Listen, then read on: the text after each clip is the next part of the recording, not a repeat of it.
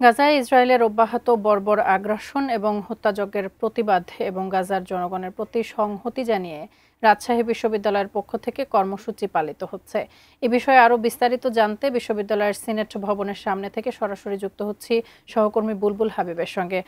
বুলবুল, ইসরায়েলের বিরুদ্ধে যে এই অবস্থান সেটি সারা বাংলাদেশেই আমরা দেখতে পাচ্ছি। রাজশাহী থেকে আপনার বিস্তারিত খবরাখবর আপনার মাধ্যমে জানতে চাই। তাসফিয়া, গত কয়েকদিন ধরে ইসরায়েল যে ভয়াবহ অমানবিক যে হত্যাযজ্ঞ চালাচ্ছে গাজায়, তার প্রতিবাদেই কিন্তু পুরো রাজশাহী ফুঁসে উঠেছে এবং তারই অংশ হিসেবে গ্লোবাল স্ট্রাইক ফর গাজা সে কর্মসূচির অংশ হিসেবে রাজশাহী বিশ্ববিদ্যালয় প্রশাসনের উদ্যোগে এই যে মানববন্ধন এবং বিক্ষোভ সমাবেশ কর্মসূচি পালিত হচ্ছে। আমরা দেখেছি 11:15টার দিকে কিন্তু সিনেট ভবনের সামনে প্যারিস রোডে এই কর্মসূচি পালিত হচ্ছে এবং এখানে রাজশাহী বিশ্ববিদ্যালয়ের উপাচার্য প্রফেসর ডক্টর সালেহ হাসান নকিব, উপ উপাচার্য এবং প্রশাসনের যারা কর্মকর্তারা রয়েছেন তারা যেমন রয়েছেন, বিশ্ববিদ্যালয়ের বিভিন্ন ডিপার্টমেন্টের শিক্ষকরা রয়েছেন, একই সাথে বিভিন্ন ডিপার্টমেন্টের ছাত্রীরা কিন্তু এই মানববন্ধন এবং সমাবেশে অংশ নিয়েছেন। আমরা দেখেছি যে প্রায় কয়েক শতাধিক শিক্ষার্থী শিক্ষক তারা এই কর্মসূচিতে অংশ নিয়ে তারা তাদের যে ঘৃণা ক্ষোভ সেগুলো কিন্তু প্রকাশ করছেন ইসরায়েলের বিরুদ্ধে। কারণ ইসরায়েল যে তারা বলছেন যে আসলে ইসরায়েল যে অমানবিক নির্যাতন হত্যাযজ্ঞ, এটা আসলে পৃথিবীর ইতিহাসে বিরল এবং এই ধরনের হত্যাযজ্ঞ মার্কিন মদতপুষ্ট হয়ে এই হত্যাযজ্ঞগুলো চলছে। তারা তার প্রতি তীব্র ঘৃণা, ধিক্কার, ক্ষোভ সেগুলো প্রকাশ করছেন।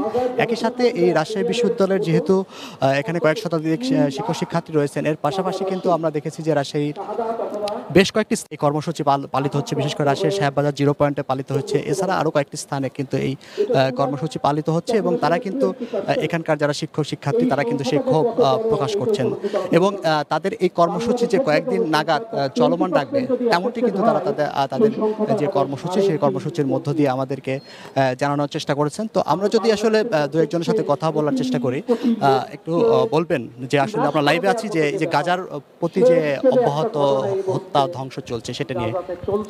হ্যাঁ, যে নৃশংসতা এই মুহূর্তে গাজাতে চলছে, আমরা চাই যেটা বন্ধ হোক, কিন্তু মুশকিল হচ্ছে যে এটার জন্য দেশগুলো তাদের যে সমন্বিত উদ্যোগ বা প্রচেষ্টা, প্রতিবাদ, এগুলোর অপর্যাপ্ততার কারণে এটা হচ্ছে না। তো আমরা আমাদের অবস্থান থেকে আমরা চাচ্ছি যে অন্তত একটা বিশ্ববাসীর কাছে একটা মেসেজ যাক।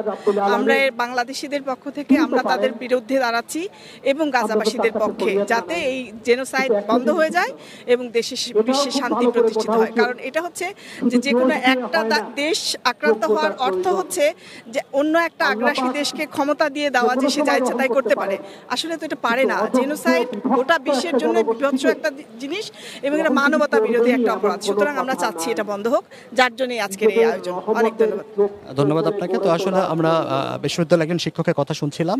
তো আসলে মূল বিষয় যেটা হচ্ছে, যেহেতু বিশ্ববিদ্যালয় প্রশাসনের পক্ষ থেকে এই আয়োজনটা করা হয়েছে এবং বিশ্ববিদ্যালয়ের শিক্ষক শিক্ষার্থী সহ সবাই কিন্তু এই যে তীব্র ক্ষোভ ও ঘৃণা প্রকাশ করছে ইসরায়েলের প্রতি।